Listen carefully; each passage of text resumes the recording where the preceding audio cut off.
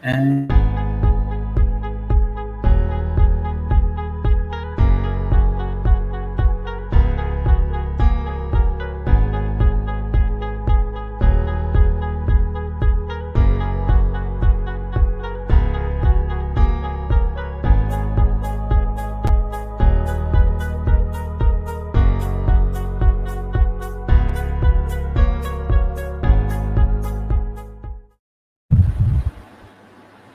oh god, 10.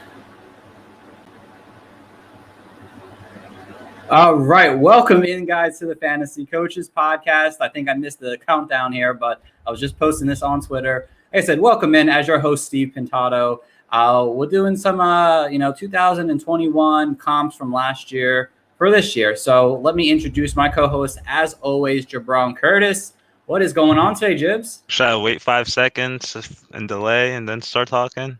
I already start talking. But hey, I'm doing good. Another summer day, but I got a lot of interesting news, especially the Julio Jones stuff to discuss, and I'm just loving this Thursday. Yes, absolutely, Jibs. Yeah, we got some cool things going on this afternoon, so it should be a good, fun day. We got some suits to try on and whatnot, so it's going to be a fun day. So before we introduce our guests, guys, as you know, if you've been listening to the podcast last week, we are doing a Women in Fantasy Month, kind of just honoring the women who are in the fantasy industry now and bringing them on. Although this guest we've had on multiple times now, so we had to get her in anyway. But before I introduce who she is, she has been writing for quite a while now. And at this point, I feel like she's part of every single football industry thing possible now, with the fantasy footballers, fantasy pros, NBC Sports, fantasy football guys. This is Lauren Carpenter. Welcome in, Lauren. Did I miss one? Ding, No. ding, ding. No, you check. Bing. Check Good. them all off. Although I And- did contribute to the Fantasy Black Book by Joe Pisapia, which is out on #1 bestseller on Amazon for football books right now. I believe it's, I don't know what it's just, it explodes every day. It's a new number. But yeah, I got to contribute to that this year, which is exciting. Yeah, that's awesome. I saw that. I had to check it out. It was pretty cool. The book's awesome. I bought it before in the past, and it gives you a lot of great fantasy information. And congratulations on hitting 10K finally on Twitter. Thank you. It was a surprise. I got a text from my friend, and he was like, "Congrats on 10K." I was like, "What?" And my phone was nearly dead when I just was like, "No, just hang on one more second till I find a cord," which never happens to me. I'm always very meticulous about my phone charge, but this was the one time that it was almost dead. But I luckily found it, saw it, and it was very exciting. I feel like I'm a big kid now. I'm a big girl now. You're in the big. That's awesome. Like I said, congratulations once again. Thank you. You're welcome. So like I said, we brought you in here this month, well, because we love having you as a guest, as always. But we brought you in for, Women in Fantasy Month, and I'd like you just kind of just talk about a little bit, your experience in coming into the league and, what drove you to want to go and be in the fantasy industry. Well, I'm very nosy. So like very, very bossy and very nosy. And one of my best friends, he played fantasy football. And I've watched sports my whole life. I have 2 older brothers that are 6 and 8 years older than I am. So I watched a lot of the same things they did, which was sports, and they all played sports. So for me, I didn't really realize I was a different gender until I was older. So for me, it was just, I had to be better than my 2 older brothers in everything. So I'm super competitive. I love sports. I love watching sports. So my best friend ended up, doing some a little Yahoo league here. And I'm looking over his shoulder, hence the nosy reference. I'm like, "What are you doing?" This was many years ago. He's like, "Oh, it's my fantasy football team." I'm like, "Ooh, exciting. Tell me more." So he told me all about it. I'm like, "This sounds phenomenal." So the next year we ended up starting a league in our home league with all of our friends and my husband and all that stuff. I ended up winning my very first year playing fantasy football. Ergo, I was hooked forever. So yeah, and that's how it happened. And because I dive into everything 103,000%, which isn't a number, but I just made it one. That's just how I roll. I do everything just balls to the wall. That's how I go. And I ended up doing tons of research, get in touch with, the bigger names in the fantasy industry on social media. And it ended up kind of spiraling into this. And it works because I have a Bachelor of Journalism from the University of Missouri.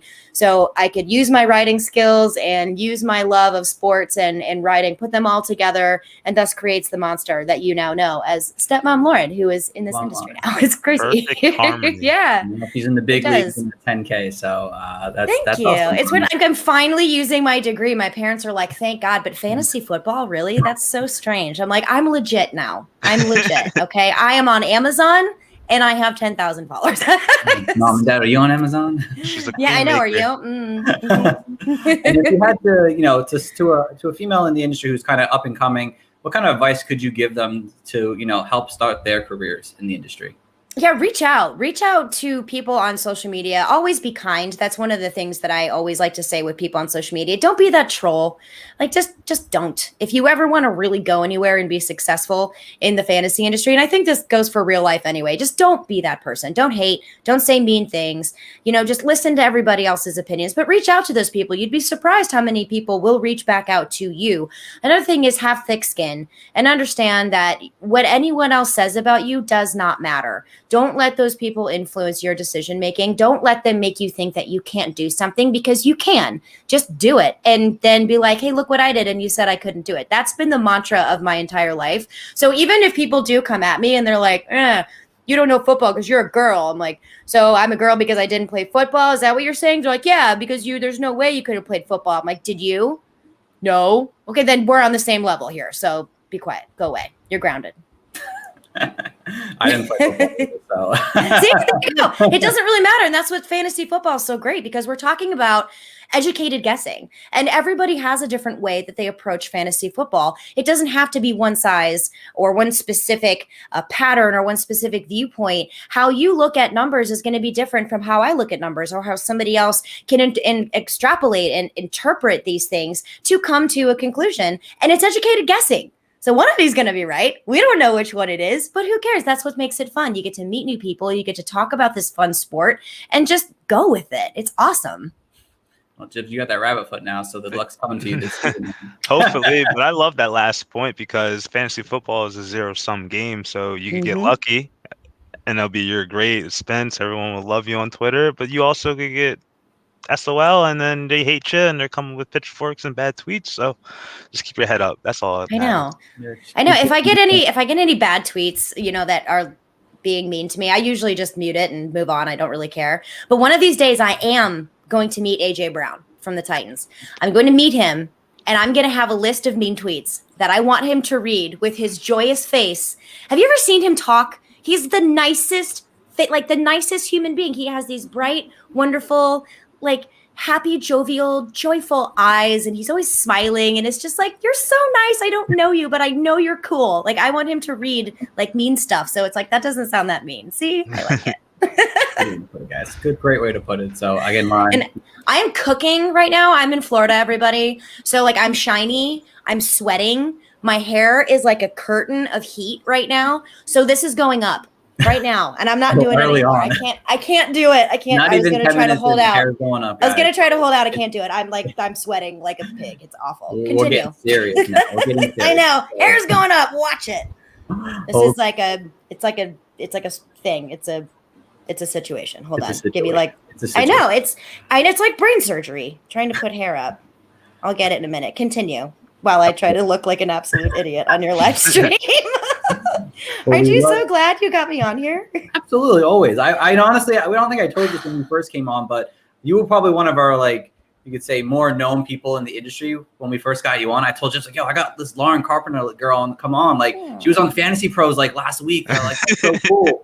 And you came on, I was like, oh my God, are we doing this podcast right now? You guys are too kind. Yeah. I love hanging out with y'all. Down to earth too. Yeah. Oh, thank you. Thank you. I appreciate it. Football, so. Go on.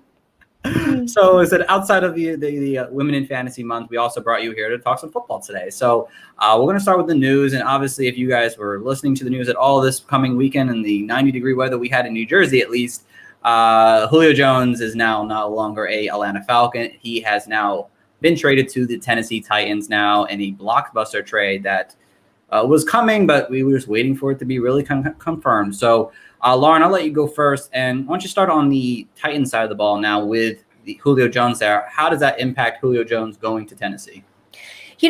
I think the biggest impact for the Tennessee Titans here with this trade, I don't think is necessarily on Julio Jones. I think this is actually for A.J. Brown, and this is also for Ryan Tannehill. So for Julio Jones, I don't want to call this a lateral move because the Titans don't throw the ball nearly as often as they do in Atlanta, which is, that kind of lowers the target opportunity for A.J. Brown there. But it also has an alpha wide receiver there to draw defenses away from A.J. Brown. So there's going to be less food for more mouths that need to feed on these targets. But you're talking about a very well balanced team now. You've got like AJ Brown, who's amazing. Corey Davis is now with the Jets. So there really needed to be some kind of wide receiver too to help AJ Brown out. And now there is like the Uber wide receiver that he can hang out with, which is pretty awesome. Then when you have a really solid passing game, that opens up so many things for the run, right? Which is Derrick Henry, which we all really love to see. So this just helps the Titans as a whole. I think it's good for Julio Jones because obviously he was disgruntled, shall we dare say that word without it being, contributed to or attributed to Aaron Rodgers. But apparently he wanted out too. So man, they're keeping their dirty secrets pretty quiet over there. But I don't know. I like this for A.J. Brown. I really like this for Ryan Tannehill. I also do like it for Derrick Henry. They're going to be frightening in that division, and I can't wait to see it. Yeah, it's definitely very interesting, and I definitely love all those players. I think all their stocks almost went up from this trade here, definitely. Mm-hmm. Jibs, though, are there any concerns with Julio on your end, or are you on the same boat as Lauren in terms of it's good all around, it's steady for Julio at least? I think it's going to be steady for Julio. They finally got Corey Davis back together last year, and he had almost 1,000-yard season, probably finished like 950-some yards plus. So I don't think Julio Jones is going to be like that elite wide receiver one anymore. I think he's going to be a graceful wide receiver two that you'll love to have late. I like that. And I think that'll be good for him. But for A.J. Brown, of course. Oh, sorry. For A.J. Brown, of course, I believe that. Oh, give me I hear a dog barking. I hear a dog I'll barking in the background. Don't worry. I just got an Amazon delivery right before we went live, and I have 2 Pomeranians that were literally acting like the world was ending. Yes, it was. But plus, they just got groomed, so they look like hairless chihuahuas right now, which is the hairless not a pretty look for them because their heads are still furry, so they look weird. They're gigantic heads and big fluffy ears, and then their body is like no fur. My mom has a Pomeranian too, and she gets still fluffy up here. I'm like, oh god, this dog here. She's like this big though. She's very small, and I'm like, oh god. Yeah, my youngest one, he is 4.5 pounds, and my oldest one is 6 pounds, and my cat weighs 14 pounds. So my cat outweighs both of my dogs combined, which is pretty funny. But hey. That's kind of how it is. That's like Jibs' situation. His dog Milo is it's just a small dog, and the cat is like this giant, just flat, whatever you want to call it at this point. So, he feels that situation as well. So, but before Jibs comes back, we'll get him back in here in a second, I'm sure. The only one other thing I wanted to say was, Lauren, I agree with everything you said about Ryan Tannehill, A.J. Brown, Derrick Henry, but Julio it could definitely be somewhat of a surprise. And people might think because of the low passing volume that he's probably not going to be, that wide receiver one, which I don't know if he's going to be. I think he comes in that wide receiver 2 value. But if you look at him and Corey Davis, very similar situations last year in terms of yards per receptions, yards per target. They both have that more of that downfield ability to their game there to some extent, that kind of go up and kind of get a kind of situation. But the big thing between Julio and Corey Davis is the catching. Julio Jones, his catching ability, his ability to catch the ball was such greater than can't talk today, Corey Davis, and I think that's going to be a big factor to help guys like Ryan Tannehill, to help Julio Jones, because Corey Davis had 900 yards or so and 6 touchdowns last season. Julio Jones could do that very easily, and if you add the increased catch rate to his ability, that's just going to make his situation even better. He's probably in line for 1,000 yards and 5 or 6 touchdowns, which puts him as a pretty solid wide receiver too. And you're getting him as your second or maybe third wide receiver, depending on how people feel about him, you probably get yourself a really good steal this coming season here now. Yeah, I was just looking at some of Julio Jones' numbers, and we've actually had to kind of rely on Julio Jones to have to make and score touchdowns in order to make fantasy points. So just in the last few years, so last year it was 3 touchdowns over 9 games. Previous that, it was 6 touchdowns over 15 games, 8 touchdowns in 2018, which is pretty great. But the year before that, over 16 games, was only 3 touchdowns for Julio Jones.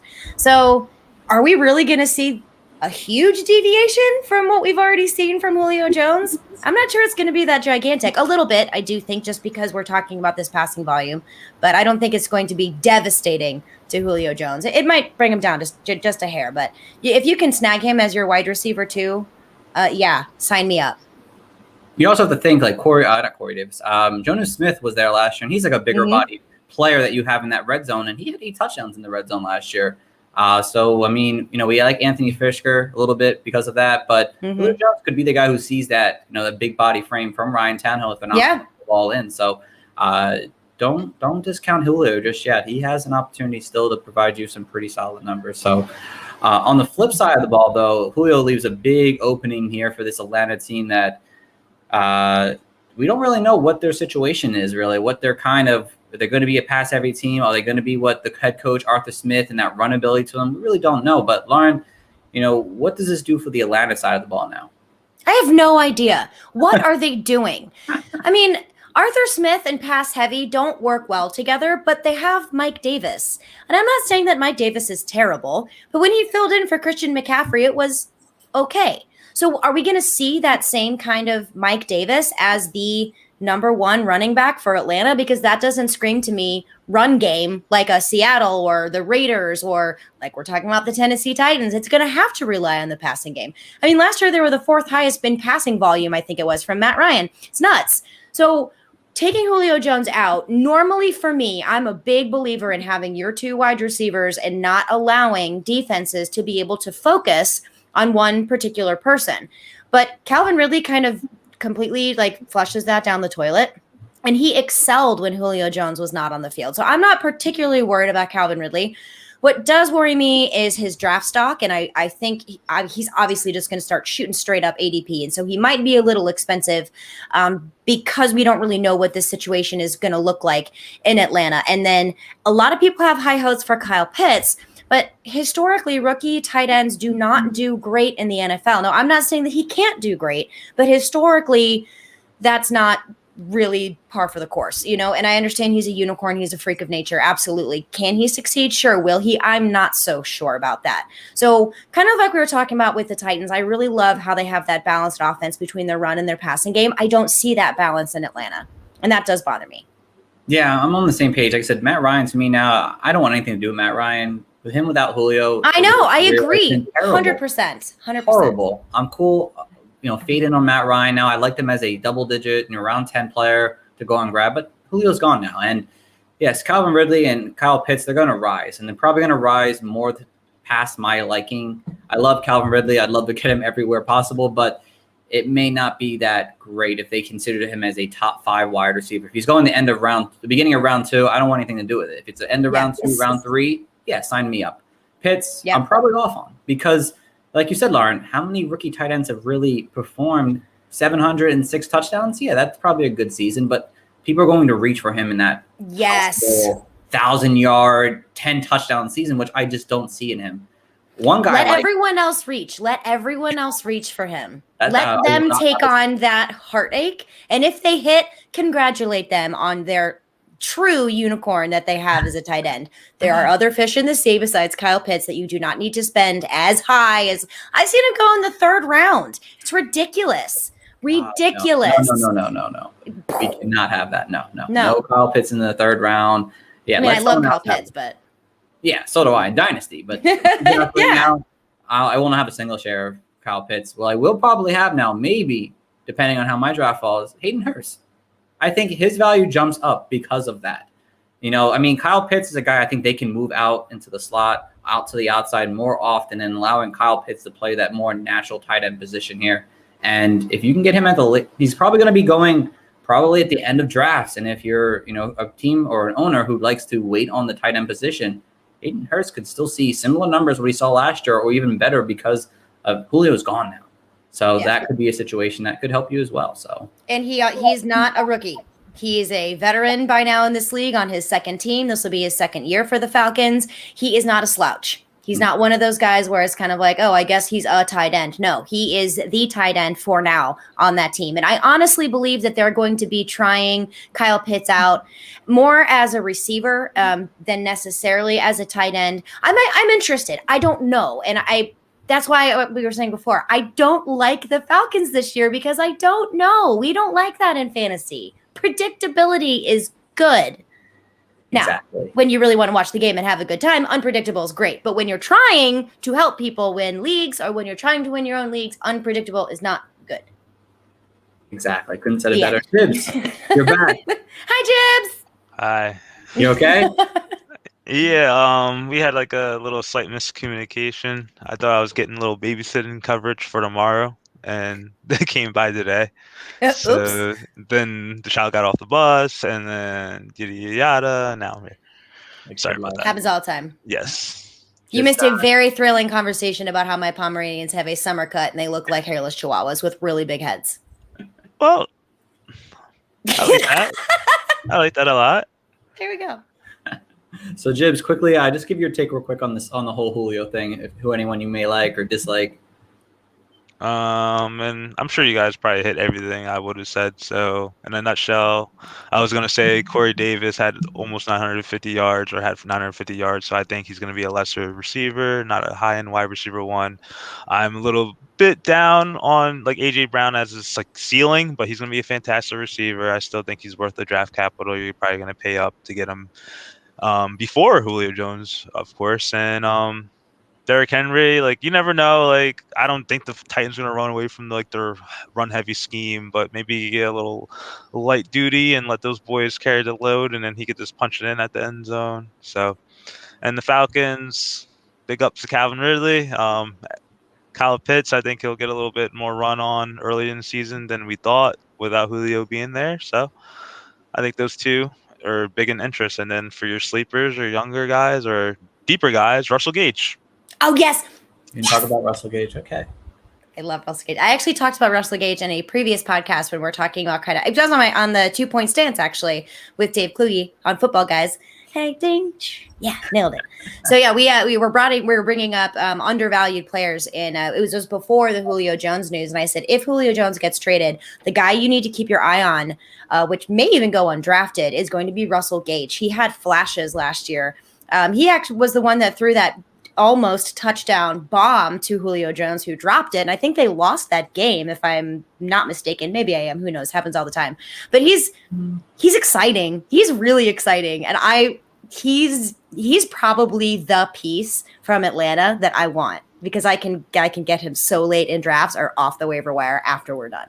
I totally agree with you. I think like it was one game where Russell Gage threw a touchdown, but Matt Ryan didn't throw a touchdown or something. Like he was just like completely bad. I don't know. Like if my I don't remember what it was. I don't remember what it was. There was a couple times though where he was playing in that weird, like almost like a wildcat. It was strange. But I really like Russell Gage, and he's come down with some pretty nice catches himself.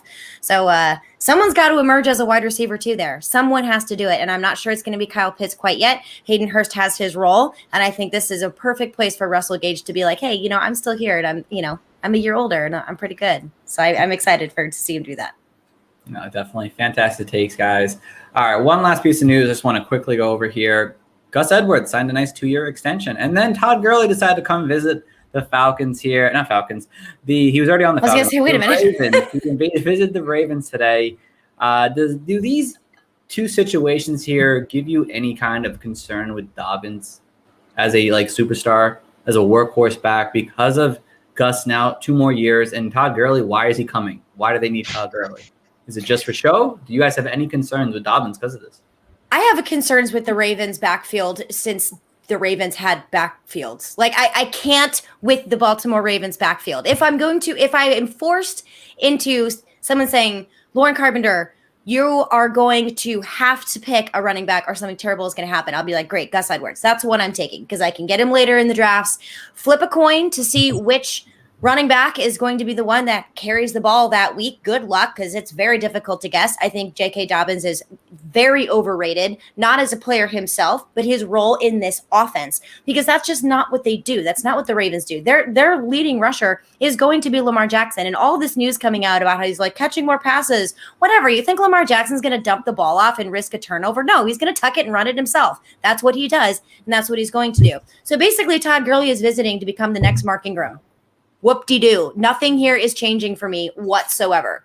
They're just changing names. And one has longer hair, maybe. I don't know. That's it. All right. Honestly, that's a great take, honestly. That was very passionate. Yeah, you were very passionate. That was very passionate. I've heard a lot of people kind of put Dobbins in his place. Everyone's all about the breakout, so I love it. Oh, I'm not. No, sorry.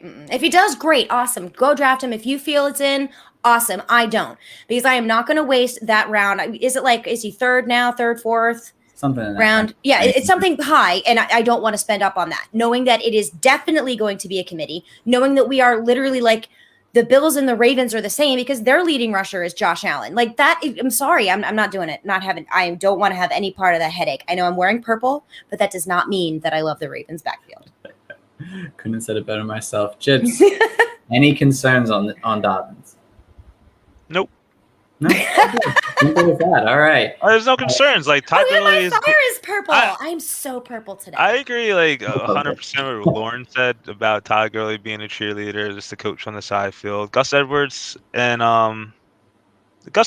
been a great running back. He's good on the red zone. That he could probably still work from Dobbins. That's like the red flag there. But I think Dobbins could sprinkle in some catches. I don't think he's gonna get 50, but like Mark Ingram posted a 25 catch season and had 200 carries, and he finished as a top 12 running back. So there's some cases. Maybe running backs were bad last year in that 2019 season, but I don't really have any concerns. Okay. So no concerns, or just downplay Dobbins just a little bit, guys. So let's move on to our main topic today. So we did this with Lauren actually last year. So I brought her on for the same exact topic again. Why not? This last year was fun. As long as we don't talk about Drew Lock.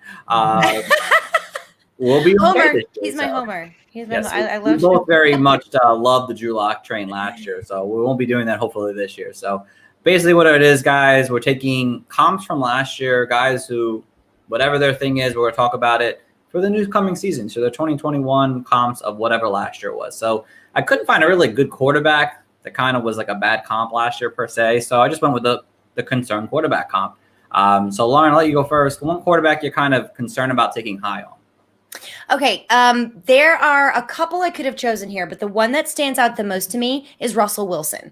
He goes pretty high in drafts. I'm not saying we're not talking about like first through 3 rounds kind of high, like, Patrick Mahomes kind of thing, but he did really well in the beginning of last year, which I think a lot of people may want to remember more so than when the wheels fell off in the second half of the year, and he did not do well. And Seattle is consistently wanting to dedicate themselves to the run. So it does concern me when Russell Wilson goes really high in drafts. I don't like that. I don't like that at all.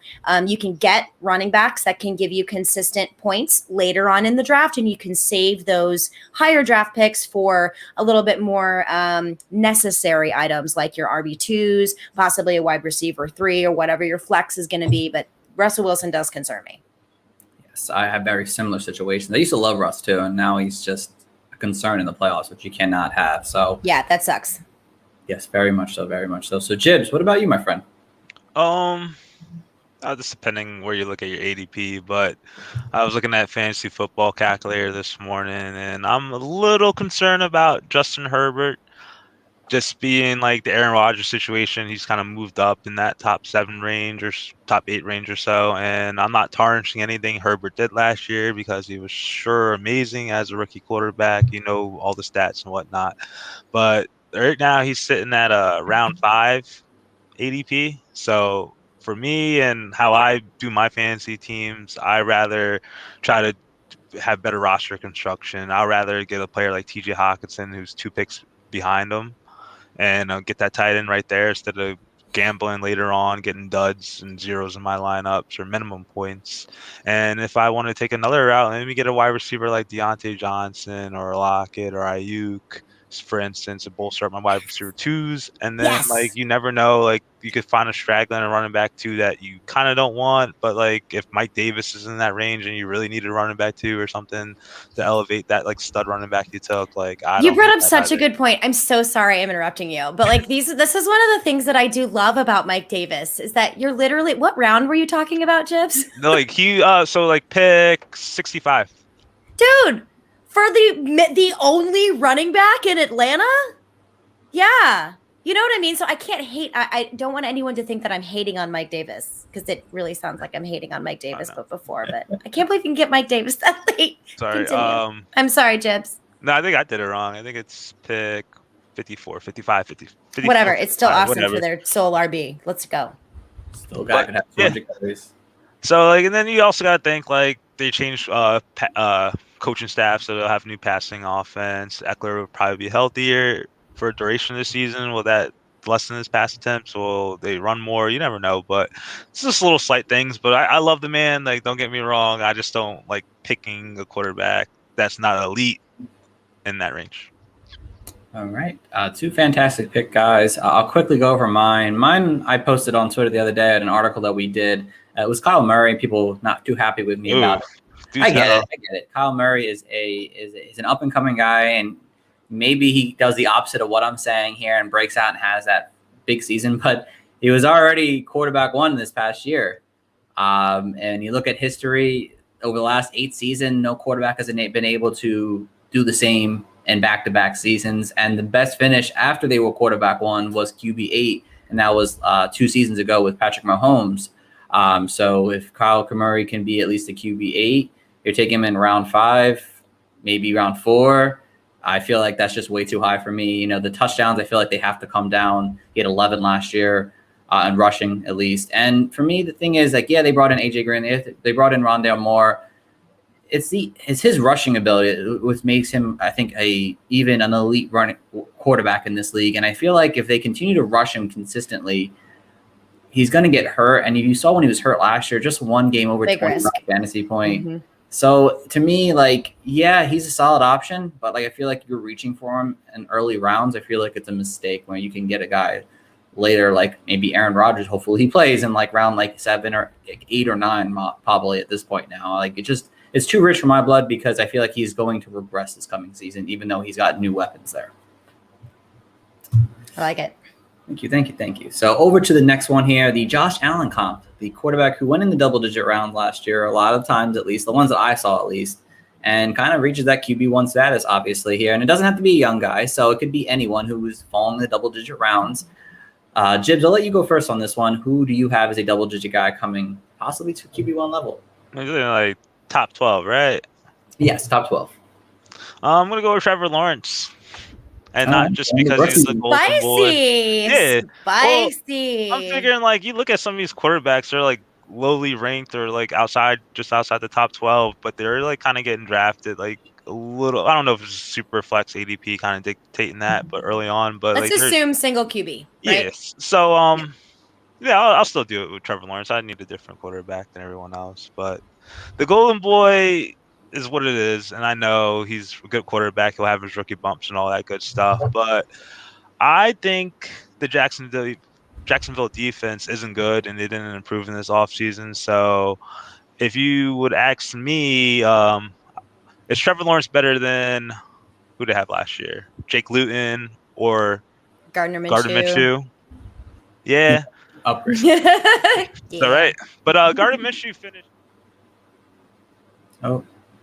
Lost your mic, Jibs. I'm getting Jibs. Gardner Minshew finished with 17.5 fantasy points last year, which is good for.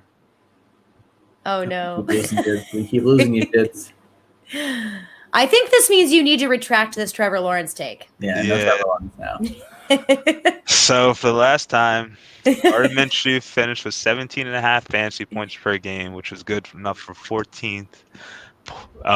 In the yearly scoring metrics for points per game. So I think if Trevor Lawrence could cut down on some turnovers and they have greater offensive weapons with Marvin Jones in there. The rookie wide receivers are going to be progressing, and DJ Chark probably be more healthier this season. I think he could make a splash into the top. 10 or 12 range. I don't hate it. It's a little spicy, but I think it's very doable for Trevor Lawrence and that offense there. That's for sure. Lauren, what about you? Who do you got as that double-digit guy? Oh, I have two. And I'm just going to say two. I'm not going to pick one. You can't make me. Okay, my first one is a young guy as well. It's Joe Burrow. All of those things are very obvious. I just hope he stays healthy. But the one I am most excited about is Ryan Fitzpatrick, baby. Bring it. It's going to be Fitzmagic in Washington. I'm excited. Let's go. I was going to use that one. I love both of see, those, great minds.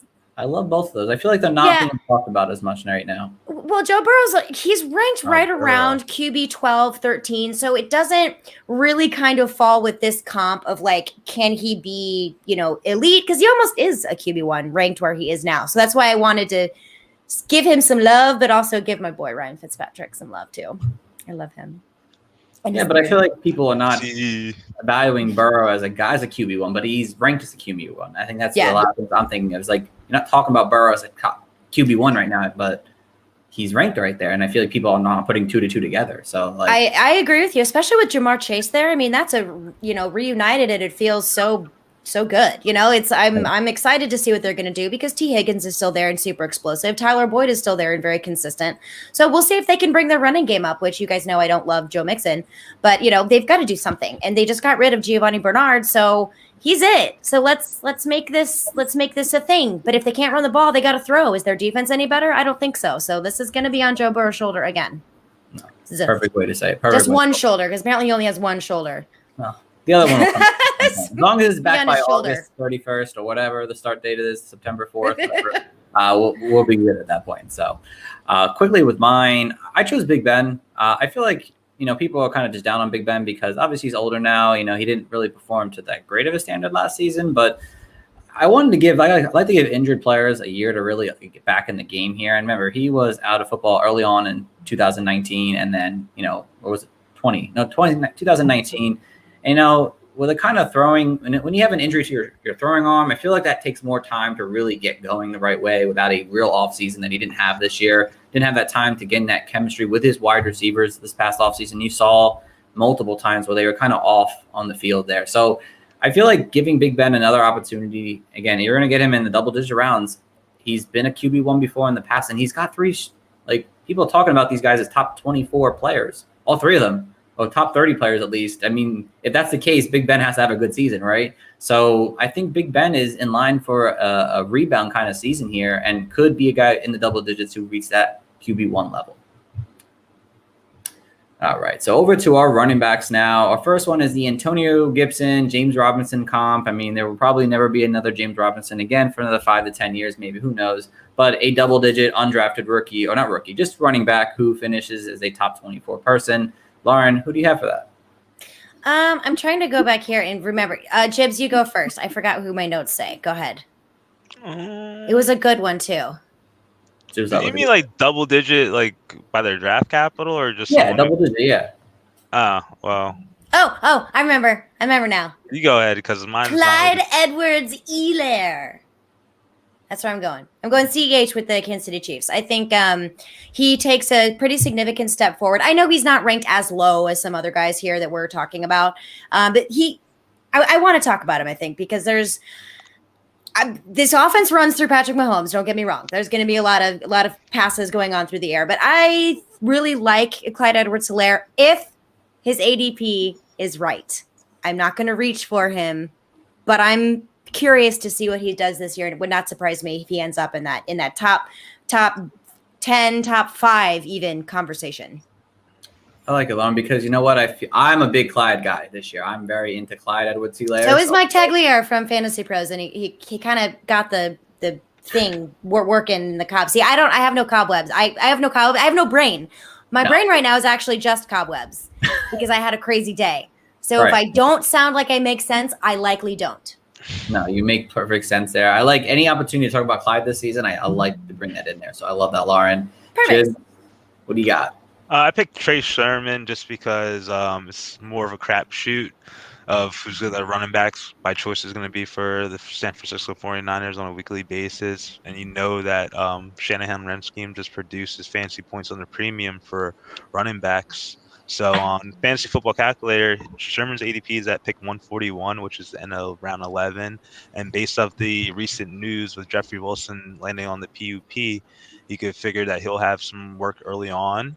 And we know Raheem Mostert is kind of the lead back in that situation, but he hasn't been as deemed healthy as he should have been the last couple of seasons. In the last 46 seasons, he's played 40 out of 72 games. I don't know if it's because he was bad or he was injured, but at least out of the 3-year sample size where we kind of knew about the Raheem Mostert name, he's only played 33 out of the 48 games available. So I think at some point in time, it's going to be Sherman's chance to have a good opportunity for the 49ers. Right, Jibs, love it. Sherman is definitely a guy who's creeping up boards right now because of the opportunity right now, especially with Jeff Wilson being injured. So he could end up being someone who jumps in that top 24 real easily. Quickly to mine, I chose Darrell Henderson. I'm not the biggest Cam Akers fan. I get it. What people like about him, he showed us some great things at the end of the season there. But what was one thing that you didn't really see with Cam Akers last year, especially at the end? Darrell Henderson being fully healthy. And I think Darrell Henderson, he was a round 3 pick. Cam Akers a round 2 pick. So the draft value isn't too far off really where they were drafted at. So again, Cam Akers, I like him as a running back, but I feel like he's going way high in drafts where the opportunity comes wwhere if he gets injured or if he's just not playing right, I think they moved to Darrell Henderson a little bit, who at times last year when Cam Akers was hurt, he played kind of well. He was, he had multiple opportunities to perform as a top, 15 running back, and he did. And I think they're kind of complement each other.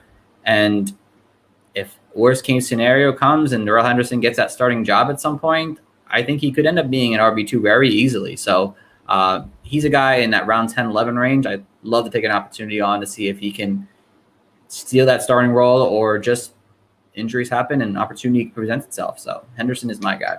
I remember another one I was going to say that I actually like more than Clyde Edwards-Helaire in this particular comp that we're doing, and that was Damian Harris from the Patriots. He is someone to definitely keep your eye on as well.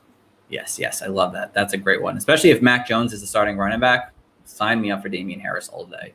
All right, so Clyde Edwards-Helaire last year was on the bad side of things. The RB who unfortunately I drafted in the first round at one point. My redrafts got a little too dynasty on my redrafts last year. Our RB who's going to be drafted high but underperforms this coming season. So Lauren, to you, who is that running back that's going to be drafted high that, not a good season? I really want to say Joe Mixon here, just out of everything that we've talked about before. But my biggest fear is one that I don't even want to say out loud because I don't want to put it into the atmosphere and make it come true. I'm worried about DeAndre Swift. I'm worried about DeAndre Swift with that new offense. I'm worried about DeAndre Swift because of Jamal Williams, who I absolutely adore, and I think he's an excellent running back as well. I'm worried about them because of Jared Goff, the decaffeinated tea of quarterbacks like that. No, I'm really, really worried that people are going to be hoping that he's going to have a great second year, and then it's just going to plummet and be very, very depressing. Another one for me too. I know we're not supposed to do two, but I'm doing two. Josh Jacobs also scares me. Both those are very scary guys, and if you're taking them early, you're going to probably regret it very. Yes, agreed. So don't do that, guys. Jibs, who do you got? Uh-oh. It's the mic. I could buy you a mic, bro, for Christmas or something, man. Mine was only $20 on Amazon. There you go. $20. And I love it. You're seeing 3 days, Jibs. You'll get it.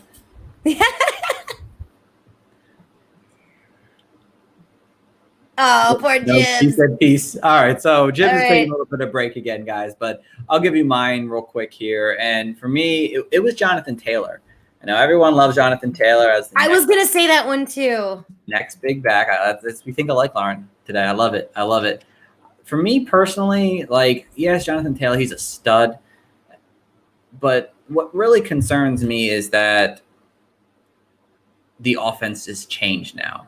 And Carson Wentz is a quarterback that can and I think will throw the ball downfield more than Phillip Rivers did last year. Phillip Rivers, at his older age, just wasn't the same quarterback. Well, Carson Wentz still has that opportunity to really make it to the next level by throwing the ball downfield more with his receivers all back and being healthy. So I want to say that Jonathan Taylor is kind of out right now. I think when you bring Marlon Mack back, when she didn't have to do that, you could have brought someone else or drafted a young guy to save money. Totally agree. You bring back the same guy in the same offense with the passing down work going to Naeem Hines that won't be as heavy as it was last year with Phillip Rivers. So for me, he's out. I can't. If he's going to be the round one guy, I'm out on him 100%. Good point. Very good point. Let someone else be taking him and dealing with that headache. Exactly. So on to the next one here now. A Chase Claypool, under the radar rookie wide receiver that will finish in the top 24. Jibs, you back? I'm back, and I'll just go quickly with my last one, Saquon Barkley. And I know he's a phenomenal running back talent. We saw what his ceiling could be in 2018. 2019, obviously, was hampered by that high ankle sprain, and 2020 was a wash season with that ACL. But Also another good one. Yeah, and then you have various reports coming out that the Giants are gonna limit his workload. Saquon Barkley doesn't know if he's gonna be back week 1. He's not gonna put a timetable on his return. There's just a lot of things going on, and you still have to worry about if the Giants really need. I didn't want to know that, Jibs. I don't want to say it, but I just gotta go. And then my rookie, under the radar rookie wide receiver who could probably have a shot in the top 24. I'm going to go with Amon-Ra St. Brown from the Detroit Lions. You see those guys in front of him, Brashad Perryman, the one-hit wonder, got 2 contracts. Tyrell Williams, a guy who's just been hurt every year but can produce on some relevant level.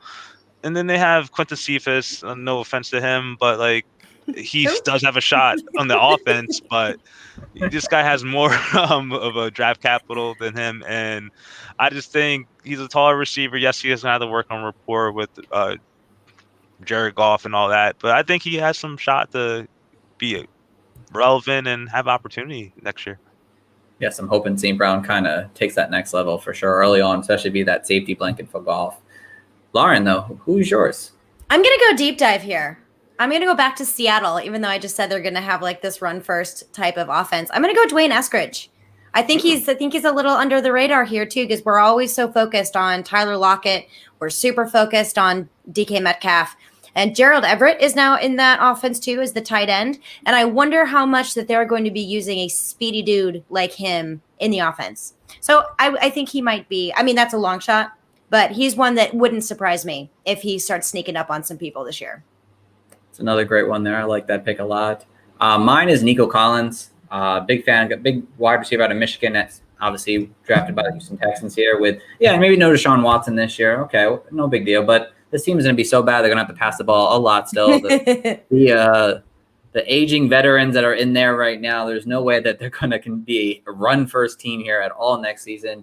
Nico Collins could find himself a pretty decent season that ends up being pretty much touchdown dependent possibly. So I like Nico Collins for my under the radar rookie. So next one here, we're going to go to Calvin Ridley comp, the big breakout wide receiver of last year. Lauren, who's your big breakout wide receiver now? Oh my gosh. Okay. I have a couple of them, but I don't know if this is actually going to count as a breakout because I think maybe he already broke out. Deontay Johnson. Does that count as a breakout? That counts. I like it. Yeah, okay, you want to go higher. Yeah, I like Deontay Johnson. I feel like everyone's just forgotten about him because of the shiny new toy that is Chase Claypool. And it's no, dude, Deontay Johnson was able to get it done no matter who was at quarterback. He was the guy. And if Big Ben is healthier, we're kind of hoping that he is going to be, I think this only spells good things for him. Chase Claypool is way more of a wild card for me. And Deontay Johnson is the one who is going to be way more consistent, way more targeted. He is, I believe, hopefully, he's working on his case of the dropsies that he had a little bit last year. But then you have James Washington, also a field stretcher, big play type of guy. To me, especially in PPR formats, give me a Deontay Johnson, and I want him to prove to everybody that he's still on the team A, and don't forget about me, because I'm good, and I want him to do that this year. I am one of the biggest Deontay Johnson truthers in the world here, so hopefully he sees our podcast one day and will come on for us. Yes. Hi, Deontay. So, Jibs, what about you? Who's your big breakout guy? Terry McLaurin, he's been practically playing a bum quarterback. I already said Ryan Fitzpatrick, so I didn't take Terry McLaurin. Thank you so much, Jibs. You make me happy. No offense to any of those quarterbacks, and he's shown flashes each of the season, putting up great stretches of games on a consistent basis. And last year he got nicked up with that ankle injury, but this year he has Ryan Fitzpatrick, a veteran, wily quarterback who likes to throw it deep. He likes to what do you call it? Spin the needle or thread the needle. Thread the needle. He's a thread the needle. Tight windows. He's going to give him great shots, better than he had the last 2 years combined, I believe. And then now he has Curtis Samuel, a receiver that could kind of have a little defensive coverage dictated towards his side due to his speed, and I think that can alleviate some coverage. So I think he could have a great opportunity because it's not going to be 1-on-1 or 2-on-1s, basically like all he did last year. Safety over top and the corner down low. Love it, Jibs. Clearly that was also my comp as well, but I'll quickly give another one here. I'm going to go with Jerry Jeudy. And this is only if Drew Lock is not the starting quarterback for this coming season. If it's Teddy Bridgewater, it has to be Teddy Bridgewater. No, it doesn't. I'm sorry, Decaffeinated light tea like Jared Goff is Teddy Bridgewater, or do you want a double shot espresso with a what's his face, Drew Lock? Damn it, I can't even say his name anymore. Look what you've made me do. I'm verklempt. Go ahead. I know. I heard you talk about that earlier this past weekend. I understood it completely, but see, Drew Lock's ability to really time the ball downfield just doesn't work with Jerry Jeudy. And again, if Drew Lock's the starting quarterback, throw away Jerry Jeudy for me this season. I just think Teddy Bridgewater, you saw him do what he Kazoo. You saw what Teddy Bridgewater was able to do last year with DJ Moore and Robbie Anderson, making them both top 24 wide receivers here. I think Jerry Jeudy is on the same level. Go on. I'm listening. For those who only listen to the audio here, Lauren has all her Missouri stuff going. So obviously Drew Lock is a love to her. But Teddy Bridgewater, what it is that he understands how to do timing down on his passes here. And I think with the way Jerry Jeudy, who is a terrific separator of the ball, we'll see a big increase with a guy like Teddy Bridgewater that you just don't get with Drew Lock here this coming season. And again, if Drew Lock's starting quarterback, I hope all is well for him. I hope he does great. But it just won't be with Jerry Jeudy. It'll be probably more with a Cortland Sutton type. So, Lauren's giving me the dirty look. Shameful, shameful words I hear. Shameful.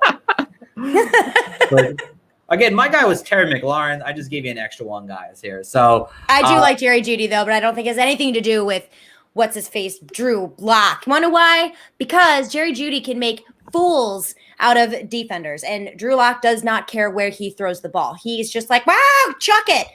Now with Cortland Sutton on the field, they're going to have, like we were talking about with Terry McLaurin, what we're talking about with Julio Jones and A.J. Brown, there's going to be split defenses. It's not going to be like, well, the only one we have to worry about here is Jerry Jeudy. So everyone put your team on him, it'll be fine. I honestly think having Cortland Sutton back is going to be good. Teddy Bridgewater is a little bit more conservative for me, and I think that most of the targets are going to go to Cortland Sutton. So if you want Jerry Jeudy to do well, it better be Drew Lock. Here we go. Cortland Sutton. Everyone thinks I'm nuts. I think I'm nuts too. Don't worry. I hardly take my own advice when it comes to Drew Lock. Don't worry about it. My other breakout is on the Teddy Bridgewater bandwagon too. All right, so over to the tight ends real quick here to finish up our day here. The Logan Thomas, Robert Tonyan, double-digit late-round tight end that can produce a top 8 season here. So, Jibs, are you smiling because you want to go? Or Yeah, I'm ready for this one. Don't take mine. It's Anthony Ferguson. Okay. Super late, super deep. No, you're not even thinking about him. And I know I actually had this written down before the Julio Jones trade. So, but I'm still gonna stick with my gut and provide you some little insight. Without Corey Davis and Jonnu Smith on the team, and now Julio Jones being there, it's basically kind of a wash. But you kind of can soak up a little bit more targets for Anthony Ferguson. I don't know if you guys knew this, but Jonnu Smith actually led the team in red zone targets last year as a tight end, and outscored him 8-1 in the touchdown production. So I think he'll get a little boost of some red zone efficiency if they kind of stick to their offensive principles. And then also, the Titans also ranked 7th in overall tight end targets last year. So I don't think that's going to be a cog of their offense that's going to be going unnoticed. So that's my case for Anthony Ferguson. You can get him dirt cheap, probably undrafted. Yes. So, yeah.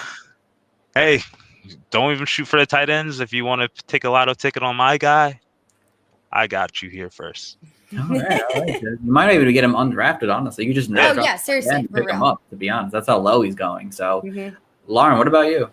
So I'm in like a purple theme, and I was like way high on the Ravens when I wasn't high on the Ravens. I was dissing the Ravens, but my guy's actually purple as well, and it's Irv Smith, Vikings. I am very excited about him. Dave Kluge, my co-host at 2 Point Stance, also is very excited about Irv Smith. I was excited about him last year as well. Kyle Rudolph did take a lot of that target share away from him, but now he's gone. Justin Jefferson is obviously the man. Adam Thielen is sort of the man-ish, getting older, But I honestly think that Big Irv Smith is going to have a fantastic year. Hopefully, it's going to take – because remember Justin Jefferson, cussed out Kirk Cousins one game because he, wasn't targeting him at all. I was like, that kid has balls. That's cool. I want to be like him. But yeah, I think it's going to be pretty good, especially with Dalvin Cook healthy. That kind of helps really create that balanced offense that we're talking about, even though it is a little bit more run heavy than it normally is. But yeah, I'm excited about Big Irv Smith. Again, someone else you can get dirt cheap too. Love it. Mine last one here for the night.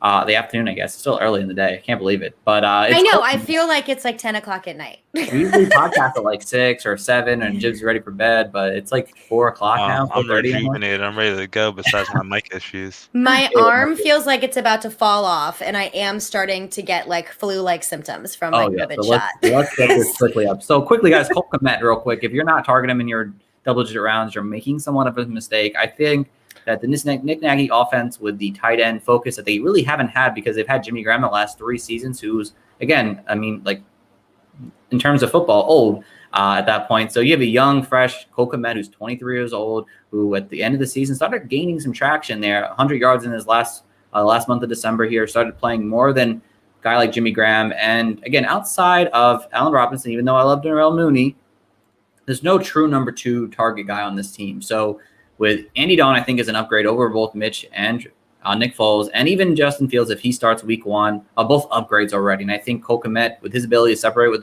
from defenders, is just going to be great for you this coming season. So go out and get a guy like Cole Kmet in those doubles. That is interesting. Yes. I like that pick. I was thinking about him. Appreciate it. Because I completely forgot about him. I was like, oh, yeah, that guy.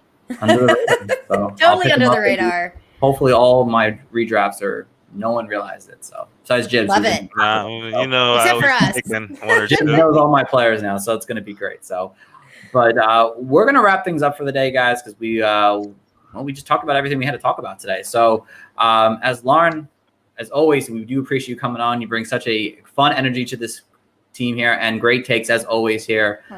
Just let everyone know again where they can find you out on social media and something you might be working on right now. You want to let everyone know? Yeah, so I am actually working on a lot of stuff right now.